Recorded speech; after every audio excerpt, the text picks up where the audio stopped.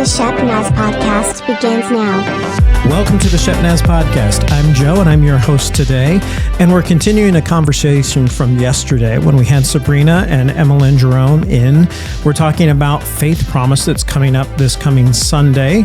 And during that time, we kind of focus on missions that are going on around the world and things that you might want to be willing to commit to above and beyond your regular tithes and offerings. And we've actually got to know her a little bit. So if you haven't checked out that episode, you should go back and listen to yesterday's episode. But we're going to dive back into this conversation and find out a little bit about Lower Lights Ministries, where she currently serves as the CEO, and all the things that are going on there. So welcome back in. Thanks. Sabrina, if you would remind us what's happening this Sunday with the Faith Promise and the event afterwards. Yes, we have a wonderful Faith Promise speaker at Emmalyn Jerome. You don't want to miss it. Buckle your seatbelt. It's going to be fantastic. And after that, we have a soup and salad luncheon. All homemade soups, wonderful salads. We have wonderful chefs that are preparing this food. And so come, be part of this. Emmalyn's going to speak again, and she's going to kind of tie in what she's experienced with Work and Witness. And we're going to meet our Work and Witness team that's actually going to be going to Uganda in July. They'll be there serving as well. All proceeds from the soup and salad luncheon are going to go for supplies for our Uganda trip. So come and learn about the Uganda trip, who's going, and support them. And we'll just have a great day. All right. Sounds great. So, Emmalyn, yesterday we were talking a little bit about kind of your family journey and your spiritual journey. And as we left off yesterday, we kind of ended up with you serving at Lower Lights. Now, obviously, a lot of things have changed over the time from the time that you started, because now you have to run that ministry, right? So tell us a little bit about how that transition happened. And then as you do, let's talk a little bit about all the different ministries that are under that umbrella. Yeah, so I started out as the live-in house manager. I had worked in the business world for a number of years. And so instead of taking a leap of faith, I took a leap of faith with a parachute. So I quit my job in the business world and took a part-time job, and I said I would do two part-time jobs. I would work part-time as a part-time HR manager, and then part-time for Lower Lights as the volunteer coordinator. I understand completely. In hindsight, I should have just trusted Jesus and just taken the plunge, because it ended up being two full-time jobs and then nearly losing my mind. But the Lord is kind and faithful. And he sometimes lets us just try things out and realize, you know what, I probably should have trusted you the first time. So I ended up doing that for about 6 months, and then finally took the plunge into full-time nonprofit work. So served as live-in house manager for Rachel's House, which is our first housing program of Lower Lights Ministries. And then also served as a volunteer coordinator for a number of years. In that role, I really enjoyed that and still kind of have a hand in it now. But welcomed a lot of short-term mission groups, a lot of high school and college groups.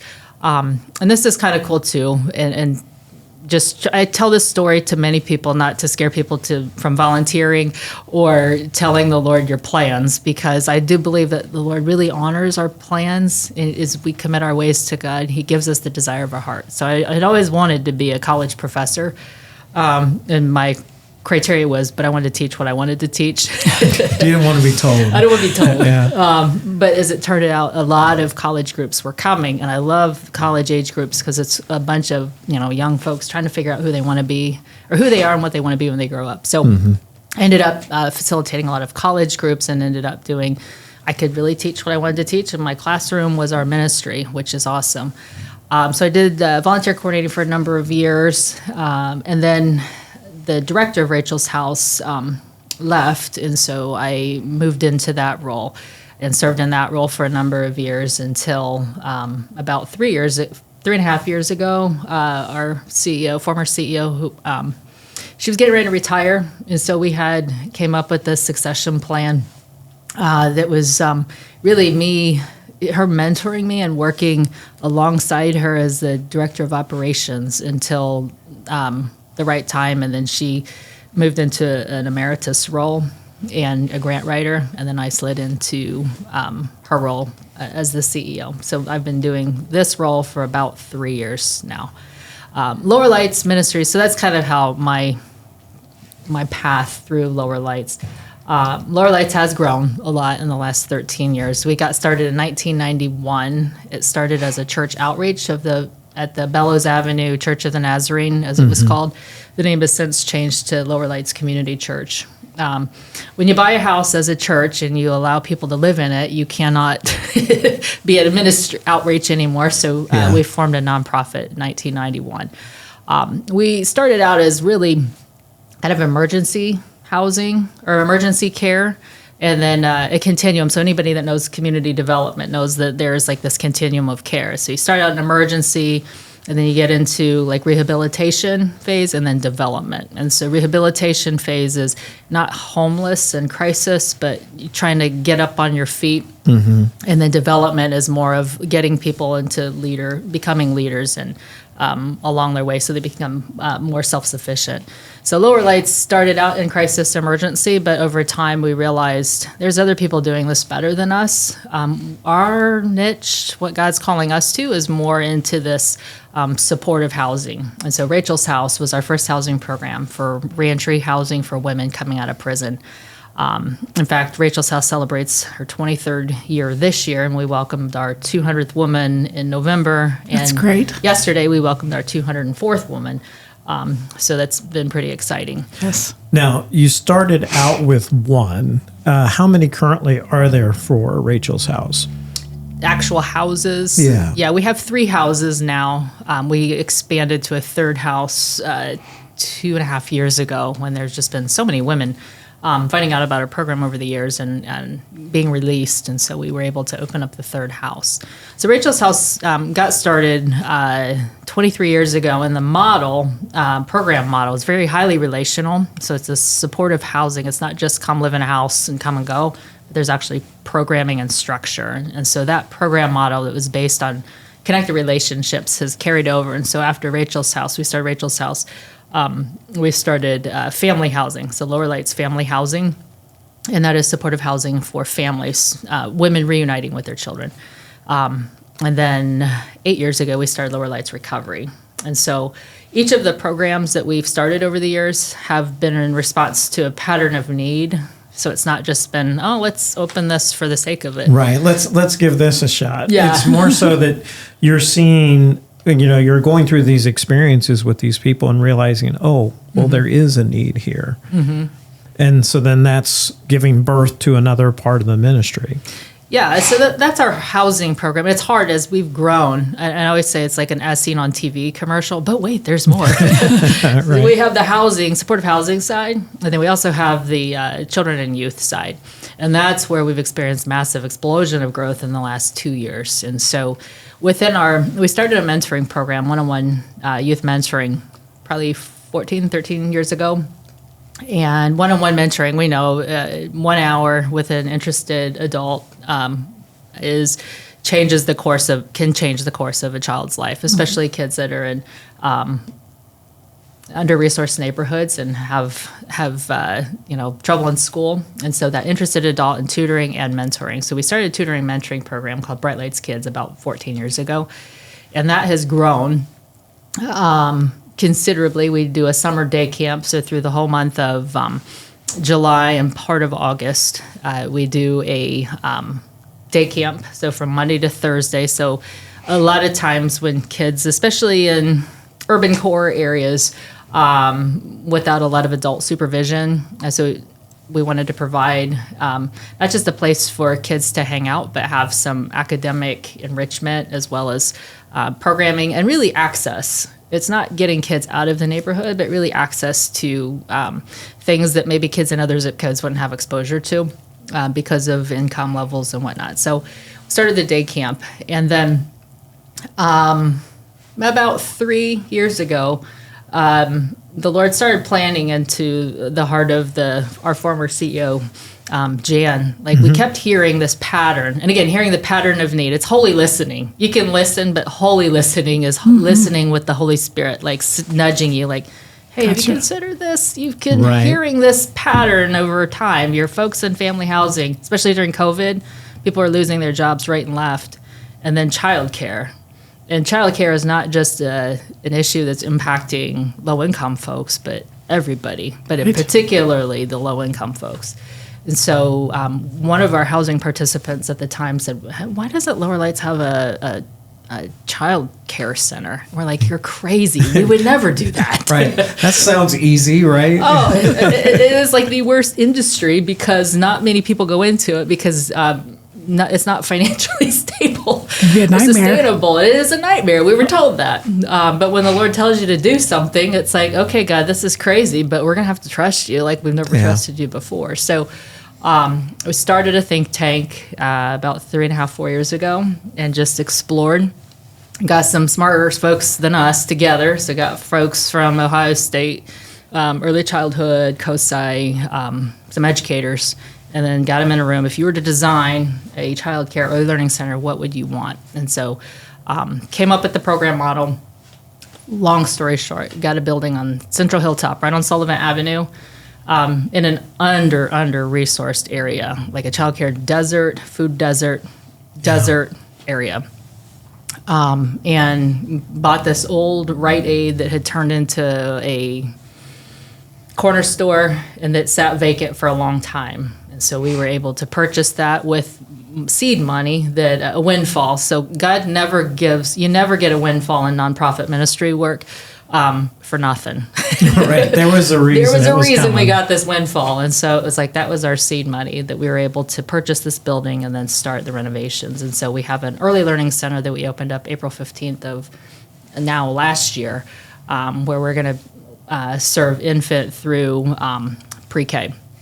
And so while we were waiting on building permits, and that's a nightmare in itself, the building across the street from us was a small business owner, and got to know them as we were waiting on getting our permits and being harassed by the city for all the trash. So as we're picking up trash and finally got to know the neighbors across the street in this brick building, found out that they were moving across town and they were going to put the building up for lease. And all of a sudden, and I had just been in my role not even a couple months, and I could feel the Lord saying, what about youth center? Yeah. And I'm like, I don't really like working with kids. I love kids, but like I don't feel called to working with kids. And I felt this nudge of like, you know what, you don't necessarily have to, but you can find people who do. And at that time, in the summertime, we had an intern from Mount Vernon, and he did amazing. He was a ministry major, and long story short, we were able to lease that building across the street and then open up we call it the Lower Lights Community Learning Center, and then hired the intern when he graduated. And that was a miraculous story in itself, the way he came back. And he became the director of the Lower Lights Community Learning Center. And it's turned into an after-school program for middle schoolers, which is awesome because the main population of students, middle schoolers who come, we weren't sure when we opened the doors, we weren't sure what kind of students we'd have, high school students, middle schoolers. It has been predominantly middle school boys, African American and Hispanic boys, which is the most at-risk population, especially in Central Hilltop. And those have been our faithful students who come every week for our after-school program. So we started out with an early learning center and had no idea that God had in store a middle school program across the street. It was just one of those things where, and I think that's where I've learned in my faith journey, is when people ask, like, how do you know when God's telling you to do something? I get a nudge, and then doors just start opening. And it's like, at first you might think that's a coincidence, but after a while you're like, no, you just keep going through the doors as they open, and God will send people out of the blue. So we call it diapers to diplomas. So you can start out at the early learning center. And then the idea is hopefully as kids get older and go through school, then they'll come over to the middle school program and then stick with us. And so, they're middle schoolers now, but our hope and prayer is that they have a hope and a future. So eventually we'll carry on with them through high school.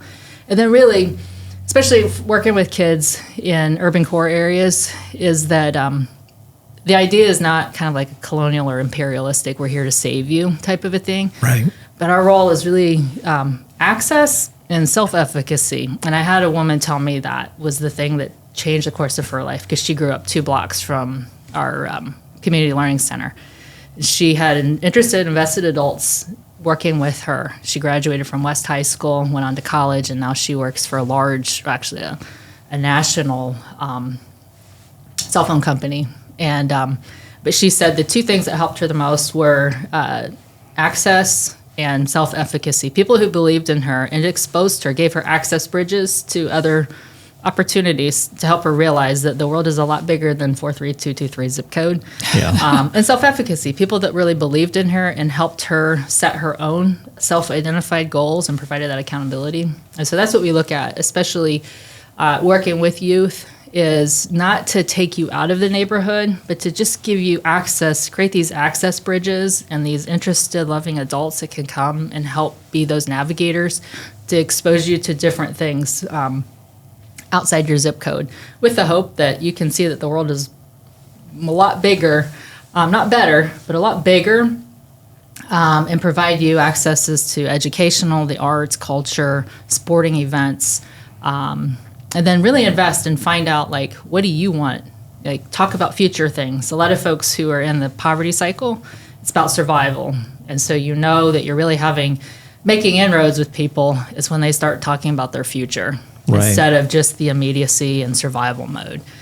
So that's really one of our core beliefs, is that every dignity and respect and the image of God in every person, but that also a hope and a future. You know, what does God have you thought about that?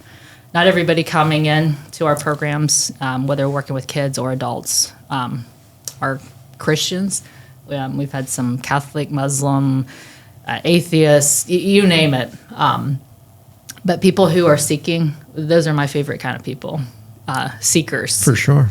And then you just kind of walk that road with them and ask questions. Jesus never really gave the answers. He always asked really good questions that make you think. And so that's part of what we do. Well, for people that are listening today and they're like, this all sounds really cool, how could I get involved? Are there needs that you have for, obviously, maybe you want to speak to some financial needs or to volunteer needs, things like that? How can people help out if they hear this and they say, I would like to be involved in something like that? Yeah, there's a number of ways for folks to get involved. And one of the first questions is, what are your passions? Like, do you love working with kids? Not everybody likes to work with kids. So we have some people who are retired teachers, but don't really want to work with kids, but they have that teacher knack to them, like really good at explaining things or concepts. And so we have mentors for our folks in our adult housing programs, so finance mentors, job coaches. And I always tell people, when I was the volunteer coordinator and our engagement person now, same kind of thing. It's like, you don't have to be an expert financial person. If you were a parent and you were somewhat successful in raising your children, how did you open a bank account? How do you budget your money? So anybody can be a finance counselor or a finance mentor or a job coach, helping people find jobs. That is really the kind of the category, but it's really about this connected relationship with people. And really, it's discipleship. It depends. And I'm not putting cheese on the broccoli or Brussels sprouts. Right. It's intensive discipleship of walking alongside people who are in transition. So if that sounds interesting for folks, there's that opportunity anywhere from an hour a week to a couple hours a month. On the mentoring side, also working with kids, we do have a high need for folks who are really interested in working with our after-school middle school program.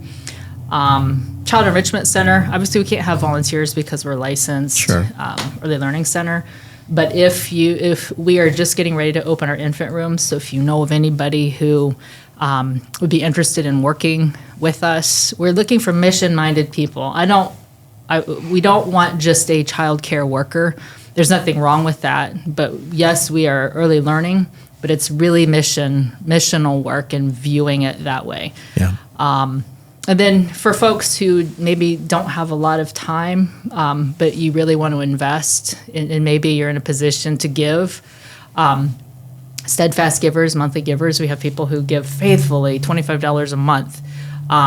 We have quite a few elderly folks who just believe in the mission and have heard about us a long time ago because somebody on our team went and spoke at a church somewhere a long time ago.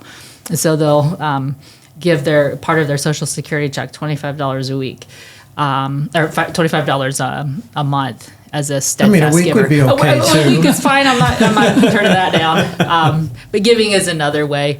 Small groups. So we have a number of small groups, whether it's a men's group or women's group, who will do like a clothing drive or a toiletries drive or a diaper drive, and that'll be part of their month. And then the fun part with those groups is it's great to collect all the stuff, but then come down and then see where it goes, meet some of the folks that are part of our programs, so you can connect your giving with actually seeing how it is being used. All right, cool. Well, we want to just finish off with just putting it out there. Like, are there any prayer requests? We've got a faithful following of people that like to pray, and we would love to know for even you personally or for your organization, for Lower Lights, what are the prayer concerns that we can lift up with you? Yeah, prayer is the number one thing. Yes. Prayer and giving are the crucial, the gas that makes a machine or that makes the car go. Prayer needs definitely for we call them participants, so folks that come into our housing programs. Everybody applies, and when they're accepted, they become a participant in our housing programs. And we call it, that's the formal way, but we call all of us are part of the Lower Lights community. And so we have people who are really starting over in life, in major life transitions. Folks that are coming into our drug recovery program. We have women coming in. I think our oldest woman was 70 years old. Wow. We have women who are coming in, just came into our program yesterday, a 60-year-old. And then we'll have as young as 19 or 20. So it's a wide age span, but we're noticing this huge influx of women in Rachel's house, which is our reentry housing, as well as recovery, who are 55 and over. And when you imagine, as a 55 and over woman, such a vulnerable position to be in. And so just praying, and especially for folks who are 55 and over, and if you happen to be a woman, if you can identify or relate, like what would you need? And just taking that to the Lord. And I love the definition, I think it was A.W. Tozer gave about prayer, is thinking in God's presence. And so thinking like, man, if that was me, God, provide for her emotional needs, because I'm sure she's fearful and scared and desperate. So just, God places the lonely in families. That's one of my favorite Psalms. And so just praying that way for women who are highly vulnerable as they make these major life decisions and choices and start this new chapter later in life. And also for our kids, and not just the kids, but the families that they come from. We have kids coming into our child early learning center. The one little boy, his mother overdosed and died. He's being raised by a family member who he doesn't know. So major life transition for a 4-year-old. And so again, thinking if you have a 4-year-old, what kind of needs? Thanking the Lord for providing family when other families are not able to provide. So pray specifically for people in transition, and also for our financial outlook. This is we've been preparing for a tough year, and so from a funding perspective, and we are funded partly by grants and partly by individuals, churches, and businesses. And so as the inflation and the economic situation has been a little tumultuous, in the grant world especially, we're looking for creative funding outlets. We know God will provide, so it's kind of our faith forward aspect of we're planning, but also it helps to be specific in our prayers of how to pray. So Lord, we've prepared our budget. This is what it is. Where there's a gap, and so Lord, we're confident that you're going to fill it, and just give us wisdom and courage to step out and take that next step where you lead us. We'll keep going until the door shuts. So providing provision and also faith to trust Him more. And what I love, it's like, just trust God, but it's like, I need the faith to trust Him. And I love the fact that, God's grace, He gives us the faith to trust Him. And so just praying that we have the faith to trust Him, Amen. even when it's hard. Yes. Amen. All right. Well, we hope that you've enjoyed and been inspired by the stories that we've been sharing the past couple days. Emmalyn is going to be joining us this coming Sunday during our morning worship services at 9 o'clock and 10:45. And then, as Sabrina mentioned, we have the soup and salad afterwards, and she'll be able to say a couple words there. So if there's something you heard today, like, I want to get involved in that, I'm sure you might be able to steal away 30 seconds with her to tell her on Sunday that you're so inspired.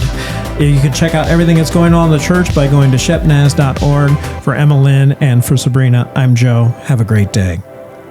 This podcast is a production of the Shepherd Church of the Nazarene, Gahanna, Ohio. Email to podcast@shepnaz.org and let us know what you think.